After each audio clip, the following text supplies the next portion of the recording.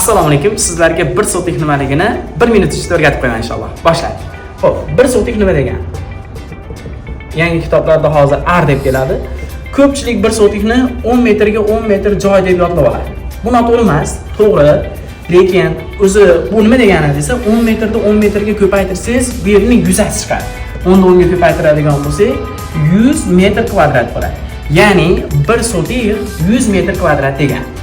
Endi biron joyning yuzini siz hisoblamoqchisiz. Tasavvur qiling, uyingizni bu tarafi 40 metr, bu tarafi 20 metr. Uyingiz necha sotikligini qanaqa hisoblaysiz? 20 ni 40 ga ko'paytirasiz, to'rtburchakning yuzi chiqadi. Demak, 800 metr kvadrat. 800 ni ichida 100 talikdan nechta bor? Ya'ni sotikda. 800 ni ichida 100 talikdan 8 ta bor. Demak, bu uyingiz 8 sotik.